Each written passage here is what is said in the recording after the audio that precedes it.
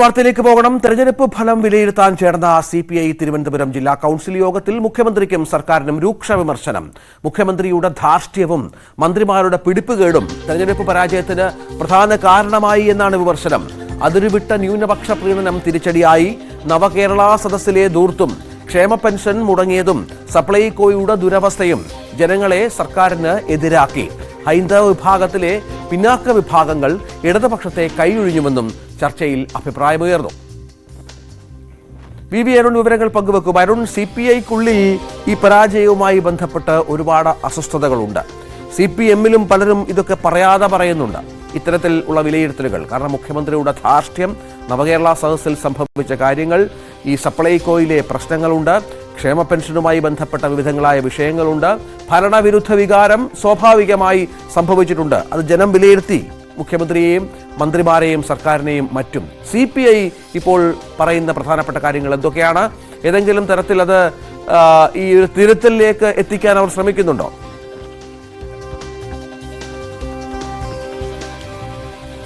ഇത് കഴിഞ്ഞ ആഴ്ച ചേർന്ന CPI തിരുവനന്തപുരം ജില്ലാ എക്സിക്യൂട്ടീവിൽ മുഖ്യമന്ത്രി മാറണം, മുഖ്യമന്ത്രിയുടെ രാജി വേണമെന്ന ആവശ്യം വരെ ഉയർന്നിരുന്നു. അതിന്റെ തുടർച്ചയാണ് ഇന്നലെ ചേർന്ന ജില്ലാ കൌൺസിലും കണ്ടത്. രൂക്ഷ വിമർശനമാണ് മുഖ്യമന്ത്രി പിണറായി വിജയനെതിരെ ഉയർന്നത്. മുഖ്യമന്ത്രിയുടെ ധാർഷ്ട്യമാണ് പരാജയത്തിന്റെ പ്രധാന കാരണം, ജനങ്ങളെ അകറ്റിയ പ്രധാന കാരണമെന്ന അഭിപ്രായമാണ് നിരവധി പ്രതിനിധികൾ ഉന്നയിച്ചത്. മുഖ്യമന്ത്രി മാറാതെ ഒരു തിരുത്തലിന് കഴിയില്ല, മുഖ്യമന്ത്രി മാറാതെ സർക്കാർ രക്ഷപ്പെടില്ല. മുഖ്യമന്ത്രിക്ക് എതിരെ മാത്രമല്ല, മുഖ്യമന്ത്രിയുടെ മകൾക്കെതിരെ ഉയർന്ന അഴിമതി ആരോപണങ്ങളും തിരിച്ചടിയായെന്ന വിമർശനം ഉയർന്നു വന്നു. സർക്കാരിലെ മറ്റു മന്ത്രിമാരുടെ പ്രവർത്തനത്തെയും സർക്കാരിന്റെ പൊതുവെയും പ്രവർത്തനം വളരെ മോശമെന്ന അഭിപ്രായമാണ് ജില്ലാ കൌൺസിൽ യോഗത്തിൽ ഉയർന്നത്. CPI മന്ത്രിമാർക്കും രൂക്ഷ വിമർശനമുണ്ടായി. മന്ത്രിമാർ പലപ്പോഴും കഴിഞ്ഞ മന്ത്രിസഭയുടെ കാലത്ത് ചെയ്ത കാര്യങ്ങളുടെ അടുത്തൊന്നും എത്താൻ, അല്ലെങ്കിൽ ആ നിലവാരത്തിലേക്ക് എത്താൻ അവർക്ക് കഴിയുന്നില്ല. കൃഷിമന്ത്രിയുടെ ഓഫീസിനെതിരെ രൂക്ഷ വിമർശനമുണ്ടായി. സർക്കാരിന്റെ ന്യൂനപക്ഷ പ്രീണനമാണ്, അതിരുവിട്ട ന്യൂനപക്ഷ പ്രീണനം, സർക്കാരിന്റെയും മുന്നണിയുടെയും അതിരുവിട്ട ന്യൂനപക്ഷ പ്രീണനമാണ് തിരിച്ചടിക്ക് പ്രധാന കാരണങ്ങളിലൊന്നെന്ന് യോഗം കുറ്റപ്പെടുത്തി. ന്യൂനപക്ഷ പ്രീണനം എന്ന് പറയുമ്പോൾ പൌരത്വ നിയമ ഭേദഗതിക്കെതിരായ സമരങ്ങൾ, സദസ്സുകൾ, അത് ഒരു രാഷ്ട്രീയ ക്യാമ്പയിനായി മാറേണ്ടതായിരുന്നു. പക്ഷേ സംഭവിച്ചത് രാഷ്ട്രീയ ക്യാമ്പയിന് പകരം അതൊരു മത അടിസ്ഥാനത്തിലുള്ള യോഗങ്ങളായി മാറി. മുഖ്യമന്ത്രി പിണറായി വിജയൻ സംസാരിച്ച ശേഷം പലപ്പോഴും അവിടെ സംസാരിക്കുന്നത് രാഷ്ട്രീയ നേതാക്കളായിരുന്നില്ല, പകരം മത നേതാക്കളും മതസംഘടനയുടെ പ്രതിനിധികളുമായിരുന്നു. അതൊരു രാഷ്ട്രീയ ക്യാമ്പയിൻ ആക്കി മാറ്റേണ്ടതായിരുന്നു, പകരം അതൊരു മതസംഘടന ക്യാമ്പയിനായി മാത്രം മാറ്റി. അതിർവട്ട ന്യൂനപക്ഷ പ്രീണനമാണ് തിരിച്ചടിക്ക് പ്രധാന കാരണങ്ങളിലൊന്ന്. അത് എപ്പോഴും ഇടതുപക്ഷത്തിനൊപ്പം ഉണ്ടായിരുന്ന ഹൈന്ദവ വിഭാഗത്തിലെ ഈഴവ വിഭാഗത്തെയും അതുപോലെ തന്നെ പിന്നാക്ക വിഭാഗങ്ങളെയും അകറ്റി ആ വോട്ടുകൾ BJPയിലേക്ക് വ്യാപകമായി ഒഴുകി. ന്യൂനപക്ഷ വോട്ടുകൾ തിരുവനന്തപുരത്തും പലയിടത്തും, പ്രത്യേകിച്ചും കോവളം നിയമമണ്ഡലങ്ങളിലൊക്കെ പൂർണ്ണമായും UDFിലേക്കാണ് പോയത്. അവിടെ തീരദേശ മേഖലയിലും അതുപോലെ വോട്ടിന്റെ ഒഴുക്ക്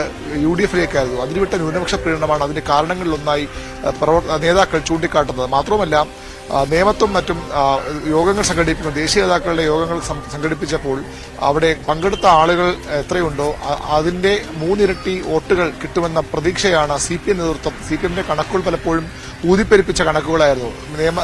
തിരുവനന്തപുരം ലോക്സഭയിൽ ജയിക്കുമെന്ന കണക്ക് അങ്ങനെ ഉണ്ടായതാണ്.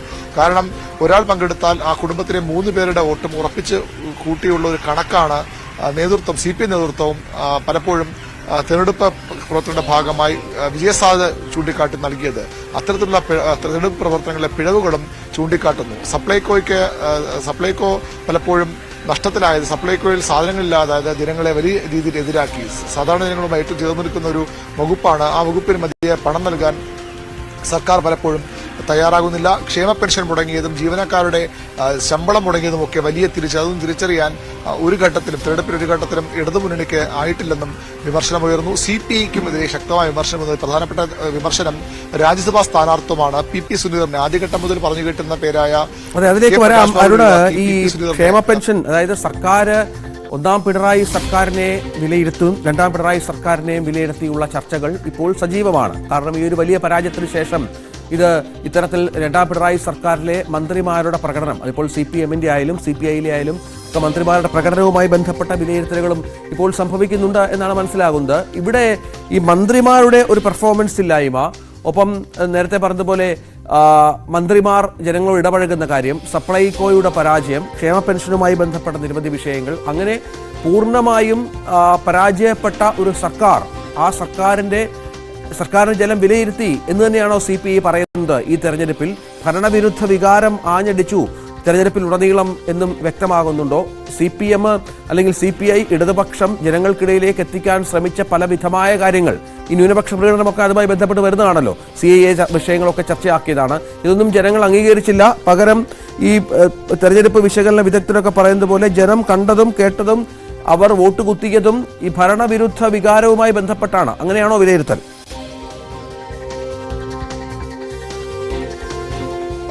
പൂർണ്ണമായും ആ രീതിയിലുള്ള ചർച്ചകളാണ് CPIയുടെ ജില്ലാ എക്സിക്യൂട്ടീവിലും ഇന്നലെ ചേർന്ന ജില്ലാ കൌൺസിലും ഒക്കെ ഉണ്ടായത്. പൊതുവിൽ ഇതൊരു തിരുവനന്തപുരം ജില്ലയിലെ മാത്രം ഒരു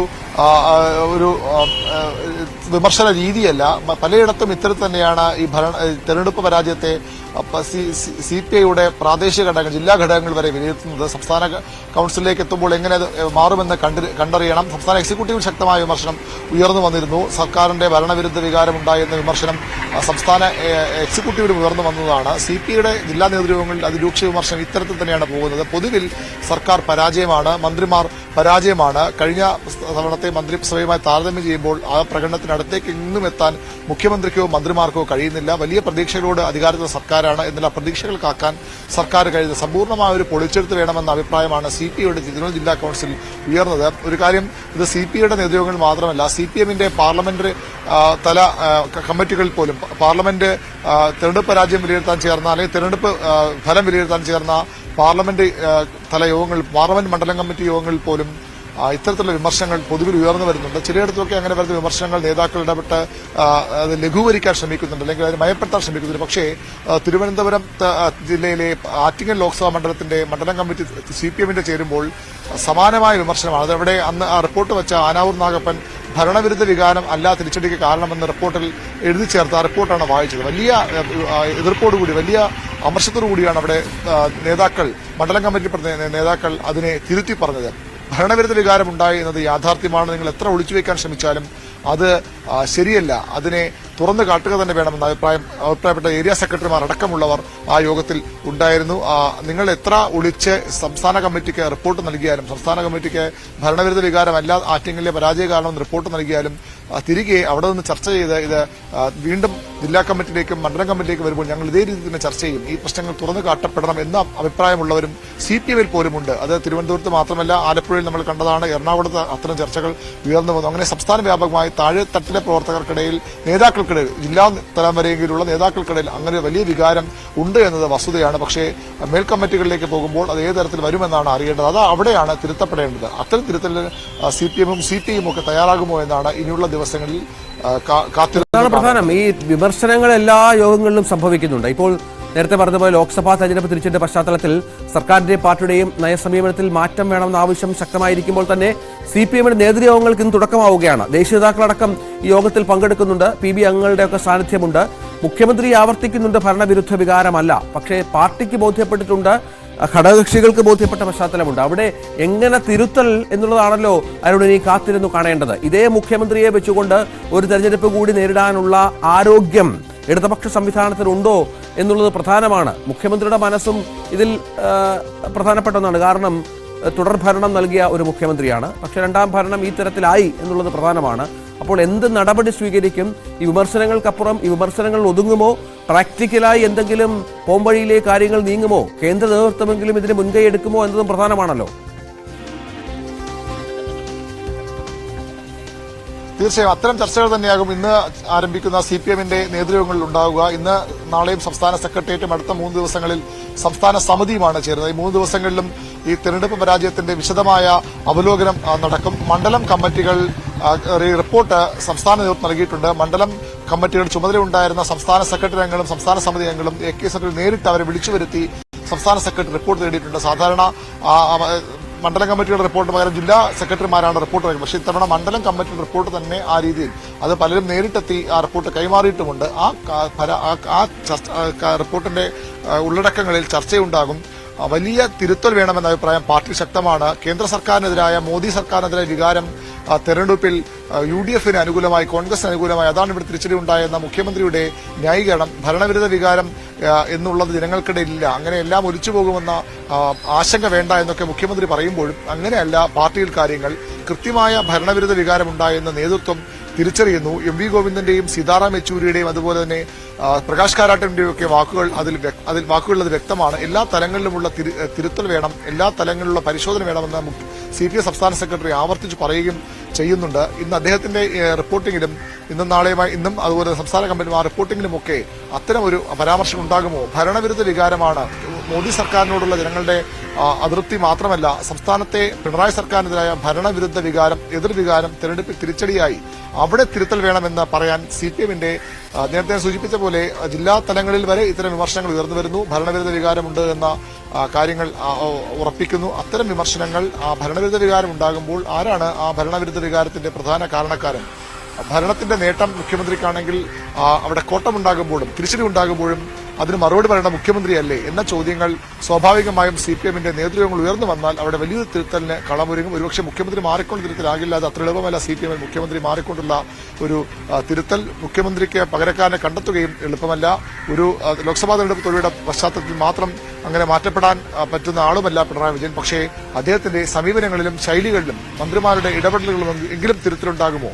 ഭരണത്തിൽ പാർട്ടി കൂടുതൽ സ്വാധീനം ഉറപ്പിക്കുമോ, നിയന്ത്രണം കൊണ്ടുവരുമോ എന്ന കാര്യങ്ങളാകും അറിയേണ്ടത്. ഏതായാലും പ്രാദേശിക ഘടക ജില്ലാ തലങ്ങൾ വരെ ഉണ്ടാകുന്ന ഈ വികാരം അതേപടി മേൽത്തട്ടിലേക്കും പ്രതിഫലിച്ചാൽ ഒരുപക്ഷെ CPM-ൽ വലിയ പൊളിച്ചെഴുത്തുകൾ ഉണ്ടാകും, വലിയ നയസമീപനങ്ങൾ, വലിയ മാറ്റങ്ങൾ ഉണ്ടാകും. അത് എത്തരത്തിലുണ്ടാകുമെന്നതാണ് കേന്ദ്ര നേതൃത്വവും അത്തരം മാറ്റങ്ങൾ ആഗ്രഹിക്കുന്നത്. മുഖ്യമന്ത്രിയെ മാറ്റുക എന്നുള്ളതല്ല അവരുടെ ലക്ഷ്യം. പക്ഷേ ഈ സർക്കാരിന്റെ ഇപ്പോഴത്തെ പ്രവർത്തന ശൈലിയിൽ വലിയ പൊളിച്ചെഴുത്തുകൾ വേണമെന്ന ആവശ്യം കേന്ദ്ര നേതൃത്വത്തിലടക്കമുണ്ട്. കാരണം കേന്ദ്ര CPM നേതൃത്വം അവസാന പ്രതീക്ഷയെ കാണുന്ന, പച്ചത്തുരുത്തായി കാണുന്ന ഒരു പ്രദേശമാണ് കേരളം. അതുകൊണ്ട് തന്നെ അവിടെ ഈ രീതിയിൽ പോകുന്നത് കേന്ദ്ര നേതൃത്വത്തിന് വലിയ ആശങ്ക ഉണ്ടാക്കിയിട്ടുണ്ട്. ഇന്നത്തെ യോഗത്തിൽ CPM ജനറൽ സെക്രട്ടറിയും അതുപോലെ തന്നെ പ്രകാശ് കാരാട്ടും അടക്കമുള്ള നേതാക്കൾ പങ്കെടുക്കുന്നുണ്ട്. സംസ്ഥാന PB അംഗങ്ങൾ പങ്കെടുക്കുന്നുണ്ട്. അവരുടെ ഇടപെടലുകളും വളരെ നിർണായകമാകും. കേന്ദ്ര കമ്മിറ്റി യോഗം ഈ ആഴ്ച അടുത്ത ആഴ്ച ചേരാനിരിക്കുകയാണ്. അപ്പോൾ സ്വാഭാവികമായും അവിടെയും ഇതുമായി ബന്ധപ്പെട്ട നിരവധി ചർച്ചകൾ നടക്കും. ഇന്നും നാളെയും നടക്കുന്ന സംസ്ഥാന സെക്രട്ടേറിയറ്റാണ് ഏറ്റവും നിർണായകം. അതിനുശേഷം സംസ്ഥാന സമിതി യോഗങ്ങൾ 3 ദിവസം, 5 ദിവസത്തെ വിശാലമായ നേതൃയോഗമാണ് CPM വിളിച്ചിട്ടുള്ളത്. അവിടെ നടക്കുന്ന ചർച്ചകൾ, അവിടെ ഉണ്ടാകുന്ന തീരുമാനങ്ങൾ CPM-ന്റെ സർക്കാരിന്റെ മുന്നോട്ട് പോക്കിനെ വളരെ നിർണായകമായി മാറുമെന്ന് ഉറപ്പാണ്. ഏത് തലം വരെ, ഏതറ്റം വരെ തിരുത്തലിന്, മാറ്റത്തിന് CPM തയ്യാറാകുമെന്ന് ഈ ദിവസങ്ങളിൽ അറിയാം. അതാണ് സാഹചര്യം. ഏതായാലും LDF-നുള്ളിൽ അസ്വാരസ്യങ്ങൾ, പൊട്ടിത്തെറികൾ അത് ഉള്ളിലെങ്കിലും ഉണ്ട്, പുറത്തു വരുന്നില്ല എങ്കിൽ പോലും മുഖ്യമന്ത്രിക്കെതിരെ, ഭരണത്തിനെതിരെ, മന്ത്രിമാരുടെ പ്രകടനത്തിനെതിരെയൊക്കെ വലിയ വികാരം ഉണ്ടാകുന്നു. CPI-യുടെ ജില്ലാ കൗൺസിലിൽ സംഭവിച്ചതാണ്. ഇനി സംസ്ഥാന കൗൺസിലിലേക്ക് വരുമ്പോൾ സംസ്ഥാന തലത്തിൽ ഏത് തരത്തിൽ ഈ വിഷയത്തെ കൈകാര്യം ചെയ്യും CPI എന്നുള്ളതും പ്രധാനമാണ്. നമുക്ക്